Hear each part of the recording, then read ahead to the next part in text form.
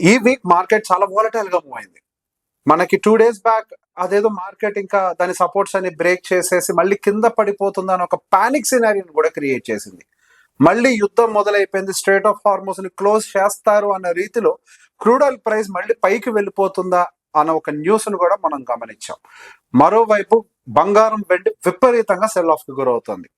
ఇప్పుడు మన FIs stands ఎటువైపుగా మారుతున్నాయి అండ్ వాల్యుయేషన్స్ ఎటువైపుగా చేంజ్ అవ్వడానికి అవకాశాలు ఉంటాయి అండ్ ఇప్పుడు వస్తున్నటువంటి నెంబర్స్ ఎటువైపు డైరెక్షన్ తీసుకోవడానికి ప్రాబబిలిటీని చూపిస్తున్నాయి. వీటన్నిటిని కూడా ఈ వీకెండ్ మార్కెట్ అనాలిసిస్ లో డీటెయిల్డ్ గా డిస్కస్ చేద్దాం.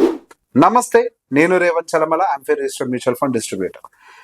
సో మనం మార్కెట్ యొక్క అనాలిసిస్ చూసినప్పుడు ఈ రోజు మనకి నిఫ్టీ యొక్క ర్యాలీ మెయిన్ ఐటీ నుంచి వచ్చినటువంటి కాంట్రిబ్యూషన్. నిన్న మనకి ఐటీ టీసీఎస్ రిలేటెడ్ కొద్దిగా రిజల్ట్స్ వచ్చాయి. ఈ రోజు ఉన్నటువంటి ర్యాలీని చూసి ఏదో టీసీఎస్ అద్భుతమైన రిజల్ట్స్ ఇచ్చింది అనేది అటువంటి కండిషన్ కాదు. సో బేసిక్ ఒక వర్స్ట్ రిజల్ట్ మార్కెట్ ఎక్స్పెక్ట్ చేస్తున్న టైంలో కొద్దిగా డీసెంట్ రిజల్ట్ ఇవ్వడంతో ఒక మంచి న్యూస్ గా మారి అందులో బాగా సెల్ ఆఫ్ కి గురైనటువంటి ఐటీ సెగ్మెంట్ విపరీతంగా సెల్ ఆఫ్ అయింది. గత 2-3 సంవత్సరాల నుంచి మనకి బ్రాడర్ మార్కెట్ లో ర్యాలీ ఉన్నప్పటికీ 2022 సంవత్సరం దగ్గర నుంచి మనకి ఐటీ సెక్టార్ లో పెద్ద ఎత్తున ర్యాలీ లేదు. So IT sector as a pack మనకి ఈ రోజు దాదాపుగా 2%. సో ఆ స్టాక్ ఈ స్టాక్ అనేం లేదు, దాదాపుగా ప్రతి ఒక్క స్టాక్ కూడా మనకి మార్కెట్ లో పాజిటివ్ గా ట్రేడ్ అవడం అయితే గమనించాం. So that was good moment. కొద్దిగా ఐటీ సపోర్ట్ అయితే మార్కెట్ కి వచ్చింది. దానివల్ల మనకి 24,200 అబౌవ్ నిఫ్టీ సర్వైవ్ అవడానికి అయితే కనిపించింది. మనం week to week closing basis మీద చూసినప్పుడు మనకి పెద్ద ఎత్తున నిఫ్టీలో మూమెంటం అయితే కనిపించలేదు. మనకు గతంలో మాట్లాడినట్టుగా మేబీ మిడ్ క్యాప్ లో ఏమైనా కొంచెం ఫేర్ వాల్యుయేషన్స్ ఉండడం వల్ల ఏమో కానీ ఒక 1-1.5% వరకు అయితే మిడ్ క్యాప్ లో కొద్దిగా మూమెంటం ఉన్నట్టుగా కనిపించింది. ఇక రియాలిటీ గురించి చెప్పనవసరం లేదు. మనం మేబీ లాస్ట్ వీకెండ్ ఆర్ ఇంతకు ముందు weekend analysis I don't remember, reality గురించి మనం మాట్లాడినప్పుడు విపరీతమైన ర్యాలీ మనకి రీసెంట్ డేస్ లో రియాలిటీలో కనిపించింది. ఈ రోజు కూడా దాదాపుగా 3.5% వరకు కూడా మనకి రియాలిటీ ఇండెక్స్ వైజ్ గా మూమెంటం అయితే పెద్ద ఎత్తున కనిపిస్తుంది. సో ఓవరాల్ గా చూస్తే మార్కెట్ ఒకవేళ యుద్ధం జరిగినప్పటికీ కూడా పెద్దగా పట్టించుకోని సందర్భాలు, మనకి పట్టించుకోని పరిస్థితుల్లో నెట్టబడిపోయింది. సో ఈ విషయాన్ని మనం గమనించాలి. మార్కెట్ లో ఒకటే న్యూస్ పదే పదే వస్తుంది అని అంటే మార్కెట్ దాన్ని పెద్దగా పట్టించుకోదు.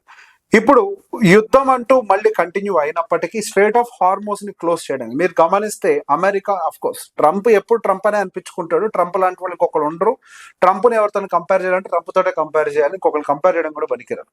పీస్ డీల్ అంటాడు, తర్వాత ఇరానియన్స్ అందరూ కూడా ఒక పిచ్చోళ్ళు అని అంటాడు, తర్వాత మళ్ళీ వాళ్ళ మీద దాడి చేస్తాడు, ఆ తర్వాత ఇరాన్ ప్రజలందరూ మంచోళ్ళు అంటారు. ఆల్ ఆఫ్ ద సడన్ చెప్తాడు మళ్ళీ ఇరాన్ నాతోటి డీల్ కోసం నా వెనకాల పడుతుంది అని అంటాడు. రోజుకొక మాట, రోజుకొక ట్వీట్. ఈ ట్వీట్లతోటి, ఈ మాటలతోటి ఆయన ట్రేడింగ్ లో డబ్బులు సంపాదించుకోవడమే కానీ ఆయన వచ్చిన దగ్గర నుంచి మాత్రం ప్రపంచ మార్కెట్లకి, ప్రపంచంలో మాత్రం శాంతి లేకుండా పోయింది. సో ఈ న్యూస్ అంతా మార్కెట్ లో బాగా ఫ్లోట్ అవడం వల్ల మనకి వాలటిలిటీ అయితే గమనించాం. సో క్రూడ్ ఆయిల్ యొక్క ప్రైసెస్ ఏమైనా విపరీతంగా పెరిగిపోతాయని అంటే ఆ సిచ్యువేషన్ లేదు, కొద్ది కంట్రోల్డ్ గానే ఉన్నాయి. మళ్ళీ $80 per barrel బిలోనే ఉంది. $76 per barrel ఇప్పుడు నేను వీడియో చేసే టైంలో అయితే మనకు క్రూడ్ ఆయిల్ యొక్క ప్రైజెస్ ఉన్నాయి. సో క్రూడ్ ఆయిల్ యొక్క ప్రైస్ అనేది నార్మల్ గా ఉన్నంత వరకు మనకు రూపీ డిప్రిసియేషన్ పెద్ద ఎత్తున అవ్వడానికి అవకాశాలు లేవు. మనకు లాస్ట్ వీకెండ్ కూడా మాట్లాడుకున్నాం, ఎఫ్ఐఎస్ యొక్క ఫ్లో మళ్ళీ తిరిగి ఇండియాలోకి రావడానికి కొంత అవకాశం ఉంది. At the same time government తీసుకొచ్చినటువంటి ఈ డెట్ ట్యాక్స్ పాలసీస్ ఏవైతే ఎఫ్ఐఎస్ కి ఫేవరబుల్ గా ఉన్నాయో దాని యొక్క ఇంపాక్ట్ అయితే మన ఇండియన్ మార్కెట్ లో కనపడుతుంది. అఫ్ కోర్స్ ఈక్విటీ మార్కెట్స్ లో డైరెక్ట్ గా లేనప్పటికీ మనకి రూపీ స్ట్రెంగ్తన్ గా ఉండడానికి మాత్రం ఒక్క వెసులుబాటు ఉన్నట్టుగానే కనిపిస్తుంది. సో ఒకవేళ ఈ ఫ్లోస్ కనుక ఇలానే సస్టైన్ అవుతున్నాయి అని అంటే and at the same time మనకి క్రూడ్ ఆయిల్ యొక్క ప్రైస్ అనేది స్టేబుల్ గా ఉంది అని అంటే at the same time gold యొక్క పర్చేజెస్ మనకి రీటైల్ సైడ్ నుంచి కూడా పెద్ద ఎత్తున లేదు అని అంటే రూపీ మళ్ళీ బలపడడానికి అవకాశం ఉంటుంది. అట్ ద సేమ్ టైం ఇప్పుడు రాబోతున్నటువంటి ఈ రిజల్ట్స్ అన్నింటినీ కూడా మార్కెట్ చాలా కీన్ గా అబ్జర్వ్ చేస్తుంది. సో ఈ రిజల్ట్స్ మీద మనం ఎటువంటి ఎక్స్పెక్టేషన్స్ పెట్టుకోవాలని చాలా ఇంపార్టెంట్. మోస్ట్ ప్రాబబ్లీ మనకి నెక్స్ట్ వీక్ లో మెజారిటీ ఆఫ్ ద రిజల్ట్స్ అన్ని కూడా వస్తాయి. సహజంగా ఐటీ తోటి స్టార్ట్ అయితే నిన్న అది స్టార్ట్ అయింది. ఈ వీకెండ్ లో మనకి మేజర్ బ్యాంక్ రిజల్ట్స్ కూడా ఉన్నాయి. సో మండే పెద్ద ఎత్తున గ్యాప్ డౌన్స్ కూడా ఉండుండొచ్చు, that we don't know. So గమనించుకోవాలి, ఈ వీకెండ్ లో పర్టికులర్ గా మనకి banking related results, Reliance related results కూడా పెండింగ్ ఉన్నట్టున్నాయి. సో నెక్స్ట్ వీక్ మొత్తం మనం ఫోకస్ చేయాల్సిన ఎలిమెంట్ ఏదైనా ఒకటి పర్టికులర్ గా ఉంది అని అంటే అది యుఎస్ అండ్ ఇరాన్ రిలేటెడ్ కంటే కూడా మన ఇండియాలో కార్పొరేట్ నెంబర్స్ ఏ డైరెక్షన్ లో వస్తున్నాయి అన్న దాని మీద ఫోకస్ చేయాల్సిన అవసరం అయితే ఎక్కువ ఉంది. కార్పొరేట్ నెంబర్స్ కంటే కూడా వాళ్ళ యొక్క గైడెన్స్ ఎటువైపు మారుతుంది అనేది ఇంకెక్కువ కీ రోల్ ప్లే చేయడానికి అవకాశం ఉంది. సో బేసిక్ గా ఇది ఇప్పుడు మన కరెంట్ ఉన్నటువంటి మార్కెట్ వాల్యుయేషన్స్ ఒక డైరెక్షన్ తీసుకోవడానికి ఒక ఛాన్స్ ఇస్తుంది.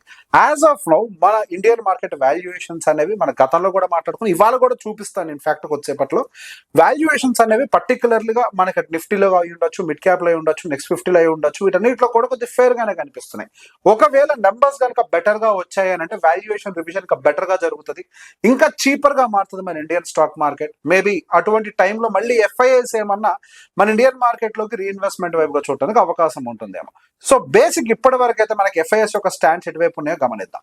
మన ఈ నెల మొత్తంలో గమనిస్తే ఎఫ్ఐఎస్ యొక్క స్టాండ్ ఓవరాల్ గా, నేను చెప్పేది డే టు డే బేసిస్ మీద కాదు, ఓవరాల్ గా ఇప్పుడు మన 10వ తారీఖు కదా, ఈ రోజు డేట్ అయితే అప్డేట్ కాలేదు, బట్ హోప్ఫుల్లీ నేను పాజిటివ్ గా ఉంటుంది అనుకుంటున్నాను.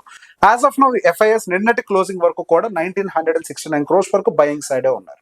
సో ఇవాళ క్లోజింగ్ కూడా కొద్దిగా పాజిటివ్ గా ఉంది అని అంటే మనకి డెఫినెట్ గా ఈ మంత్ ఇదంతా కూడా ఒక పాజిటివ్ యాంగిల్ లో మారడానికి అవకాశం ఉంటుంది. ఒక సిరీస్ ఆఫ్ బయింగ్ అయితే మనకి ఎఫ్ఐఎస్ లో కనిపిస్తుంది. అంటే సెల్లింగ్ తగ్గడమో లేకపోతే సిరీస్ ఆఫ్ బయింగ్ అనేది జరగడమో కనపడుతుంది.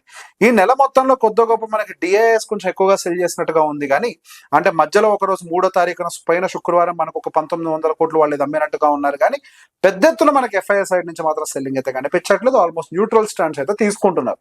సో మేబీ వాళ్ళు ఒక డైరెక్షన్ తీసుకోవడానికి ఇప్పుడున్నటువంటి valuations and at the same time ఇప్పుడు ఉండేదంతా కూడా రిజల్ట్ సీజన్ కాబట్టి రిజల్ట్ సీజన్ గమనించుకొని వాళ్ళకి డైరెక్షన్ తీసుకుంటారేమో. సో ద సేమ్ టైం మనం ఓపెన్ ఇంట్రెస్ట్ డేటా అనాలిసిస్ కూడా చేస్తాం కాబట్టి మనం 14th ఎక్స్పైర్ అవ్వబోయేటువంటి నిఫ్టీ ఆప్షన్స్ మనం గమనించినప్పుడు 24,500 దగ్గర స్ట్రాంగ్ రెసిస్టెన్స్ అయితే కనపడుతుంది. మిగతా మధ్యలో చిన్న చిన్న పాయింట్ ప్లేయర్స్ ఉన్నప్పటికీ 24,500 వెరీ స్ట్రాంగ్ గా ఉన్నట్టుగా అయితే కనిపిస్తుంది. And at the same time lower side కి వచ్చేసరికి మనకి అంత స్ట్రాంగ్ సపోర్ట్స్ అయితే కనిపించట్లేదు. మేబీ ఈ రోజు వచ్చినటువంటి రికవరీ కాబట్టి ప్లేయర్స్ కి ఇంకా ఫుల్ ఫ్లెజ్ గా 24,000 దగ్గర స్ట్రాంగ్ గా పొజిషన్ తీసుకోవడానికి ధైర్యం లేదేమో. సో లుకింగ్ ఎట్ దిస్ అంటే మనకి ఈ నెక్స్ట్ 2 రోజుల పాటు ఇక్కడుండే ప్లేయర్స్ ఒక నమ్మకం గనక కరెక్ట్ అయింది అని అంటే మాత్రం మార్కెట్ మనకి ఇక్కడ నుంచి అంటే న్యూట్రల్ టు కొంచెం consolidation, down side consolidation phase లో ఉండొచ్చు. అంటే 24,200 ప్లస్ ఆర్ మైనస్ ఉండొచ్చేమో. సో ద సేమ్ టైం మనం ఈ షార్ట్ టర్మ్ ఎక్స్పైరీ తీసి పక్కన పడేసి మనం ఒకసారి ఓపెన్ ఇంట్రెస్ట్ అనాలిసిస్ గమనిస్తే మనకు ఓవరాల్ గా 24,000 దగ్గర మాత్రం స్ట్రాంగ్ సపోర్ట్ ఉన్నట్టుగా కనిపిస్తుంది. మనం నెక్స్ట్ వీక్ ఎక్స్పైర్ అయ్యేదాన్ని కూడా క్లబ్ చేసి చూసినప్పుడు కూడా 24,000 దగ్గర కొద్దిగా డీసెంట్ గా కనిపిస్తుంది. So that is the reason overall గా క్లబ్ చేసి డేటాను చూసినప్పుడు కన్సాలిడేషన్ కి కొంత ప్రాబబిలిటీ ఉన్నట్టుగా అయితే కనిపిస్తుంది. అండ్ బియాండ్ దట్ మన మార్కెట్ లో లోవర్ సైడ్ మనకు ఓవర్ నైట్ న్యూస్ వస్తే మనం ఏం చేయలేండి, కానీ బియాండ్ దట్ మనకి మార్కెట్ ప్లేయర్స్ అయితే మాత్రం అక్కడే మార్కెట్ సర్వైవ్ అవుతుంది అని చెప్పేసి అయితే గట్టిగా నమ్ముతున్నారు. ఇప్పుడు మనం వాల్యుయేషన్స్ ఎలా ఉన్నాయో ఒకసారి చూద్దాం. సో రీసెంట్ గా మనకి పెద్ద ఎత్తున మార్కెట్ లో కరెక్షన్స్ ఏం లేవులే, కానీ వాల్యుయేషన్ కరెక్షన్ అయితే మాత్రం కొంచెం డీసెంట్ గానే జరుగుతుంది. 20.66 we can say under valued, but it is a fairly valued. At the same time మనం ఈపీఎస్ 5-year యావరేజ్ ఈపీఎస్ ని గమనిస్తున్నా కానీ అవి పెద్ద ఎత్తున అయితే వీక్ అవుతున్నట్టుగా అయితే కనిపించట్లేదు. మనకి గతంలో ఏదైతే వీక్నెస్ ఉందో మనకి ఆ లెవెల్స్ అయితే దాటుకొని అయితే ఎర్నింగ్స్ అయితే మనకి పడుతున్నాయి అన్నట్టుగా అయితే కనిపించట్లేదు. ఎర్నింగ్స్ కొద్దిగా స్టేబుల్ అవ్వటము, అట్ ద సేమ్ టైం ఇందాక నేను చెప్పినట్టుగా ఈ క్వార్టర్స్ వస్తున్నటువంటి ఎర్నింగ్స్ కూడా కొంచెం బెటర్ అయ్యాయి అని అంటే మన ఫండమెంటల్స్ అన్ని కూడా కొద్దిగా స్ట్రాంగ్ ఉండడానికి అవకాశం కనపడుతుంది. So if you look at the total PE 5-year average మనం క్లబ్ చేసి చూసినప్పుడు మనకి ప్రైస్ కొంచెం పైకి మూవ్ అయినప్పటికీ మనకి పిఈ మాత్రం స్టేబుల్ గా ఉంది. So this is indicating still the market is at the fair valuation, మనమే అండర్ వాల్యుయేషన్ అనడానికి అయితే లేదు. అట్ ద సేమ్ టైం మన నెక్స్ట్ 15 గమనిస్తున్నప్పుడు there is huge correction in the valuation point of view. So at the same time మళ్ళీ కనుక మనకి ఇప్పుడు రాబోతున్నటువంటి రిజల్ట్స్ కొంచెం ఏమైనా సపోర్ట్ చేశాయనంటే ఇది ఇంకా చీపర్ వాల్యుయేషన్ వెళ్ళడానికి అయితే అవకాశం ఉంటుంది. అండ్ కంపేర్ టు నిఫ్టీ మనకి నెక్స్ట్ 50 ఇంకా చీపర్ వాల్యుయేషన్. పిఈ అంతా 18.63. యూజువల్లీ మనకి పిఈ కొంచెం దీంతో కంపేర్ చేస్తే ఎక్కువ ఉండాలి, but this PE is slightly lower than Nifty 50. Mid cap మనం గమనిస్తే మిడ్ క్యాప్ ఇస్ ఆల్సో కొద్దిగా కంపేర్ బాగానే కరెక్ట్ అయింది, బట్ స్మాల్ క్యాప్ మీరు చూస్తే కొంచెం ఏదో వాల్యుయేషన్ పీక్ అయినట్టుగా కనిపిస్తూ ఉంటది. సో మేబీ మనకి ఏమైనా రిజల్ట్స్ ఏమైనా ఫేవరబుల్ గా వస్తే వాల్యుయేషన్ కరెక్షన్ జరగచ్చేమో, but as of now small cap యొక్క పిఈ మాత్రం బాగా ఎలివేటెడ్ గా అయితే కనిపిస్తుంది. బట్ మిడ్ క్యాప్ మాత్రం కొద్దిగా కరెక్షన్ అంటే మన వాల్యుయేషన్ కరెక్షన్ పరంగా అయితే ఫేర్ గా ఉన్నట్టుగా అయితే కనిపిస్తుంది. సో క్లబ్బింగ్ ఆల్ టుగెదర్ మనకి నిఫ్టీ 500 కూడా కొద్దిగా ఓవరాల్ వాల్యుయేషన్ డీసెంట్ గా ఉన్నట్టుగానే కనిపించే అవకాశాలు ఉంటాయి. So clubbing all these data మనకి ఇందాక ఉన్నటువంటి డేటా పాయింట్స్ ఏంటి, మనకి పర్టికులర్ గా open interest data, FII data, at the same time valuation data, ఈ డేటాస్ మొత్తం కూడా మనం క్లబ్ చేసి ఒక దగ్గర పెట్టి చూసినప్పుడు మనకి ఏం అర్థమవుతుంది, వాల్యుయేషన్ పరంగా మనకి పెద్ద ఎత్తున ప్రాబ్లమ్స్ అయితే లేవు. And at the same time FIIs కూడా ఐ డోంట్ సే వాళ్ళు రివర్స్ అయ్యారు, అంటే రివర్స్ బయింగ్ చేస్తున్నారని చెప్పలేకపోవచ్చు, కానీ but hold, wait and watch and mode లో ఉన్నారు. మేబీ రిజల్ట్ సీజన్ కాబట్టి ఏవైతే రిజల్ట్స్ వస్తున్నాయి, దాంతో పాటుగా ఏవైతే మనకి గైడెన్స్ మనకి రాబోతున్నాయి, వాటన్నిటిని కూడా గమనించుకుంటూ మేబీ ఏమైనా స్టాండ్స్ తీసుకునే అవకాశాలు ఉంటాయి. డెఫినెట్ గా రిజల్ట్స్ ఏమైనా కొంచెం బాగున్నాయి అని అంటే, బాగుంటాయి అంటానికి నాకు పెద్ద ఎక్స్పెక్టేషన్స్ లో, because of this all high crude oil prices definite గా కొద్దిగా ఇంపాక్ట్ ఉండి ఉండొచ్చు. బట్ గైడెన్స్ ఎటువైపు ఉంటుందో చూసి డెఫినెట్ గా ఎఫ్ఐఎస్ కొద్దిగా ఒక స్టాండ్ తీసుకోవడానికి అయితే ఛాన్స్ ఉంటుంది, నేను బలంగా నమ్ముతున్నాను. సో వచ్చే వారం మళ్ళీ వీకెండ్ మార్కెట్ అనాలిసిస్ లో కలుద్దాం. Thank you very much.